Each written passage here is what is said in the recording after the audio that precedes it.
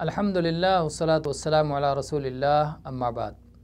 आप ये बात जानते हैं कि तशहुद पढ़ लेने के बाद सलात अलन नबी पढ़ना होता है सलाह की हालत में। सलात अलन नबी जिसे हम दरूद भी कह लेते हैं, ये क्या है, कैसे पढ़ा जाएगा और इसका क्या माना है, ये हम आज के दर्स में आपको बताएंगे। तशहुद पढ़कर फारिग होने के बाद नबी सल्लल्लाहु अलैहि वसल्लम पर और आपके आल पर इन अल्फाज के साथ सलात हमें भेजना है। अल्लाहुम्मा सल्लि अला मुहम्मदिन व अला आलि मुहम्मदिन कमा सल्लैता अला इब्राहीम व अला आलि इब्राहीम इन्नका हमीदुम मजीद। अल्लाहुम्मा बारिक अला मुहम्मदिन व अला आलि मुहम्मदिन कमा बारकता अला इब्राहीम व अला आलि इब्राहीम इन्नका हमीदुम मजीद।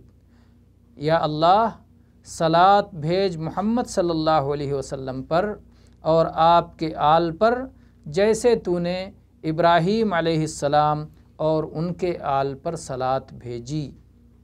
बेशक तू लायक तारीफ़ और बुज़ुर्गी वाला है। या अल्लाह, तू बरकत भेज मोहम्मद सल्लल्लाहु अलैहि वसल्लम पर और आपके आल पर जिस तरह तूने इब्राहीम अलैहिस्सलाम और उनके आल पर बरकत भेजी। यकीनन तू लायक तारीफ़ और बुज़ुर्गी वाला है।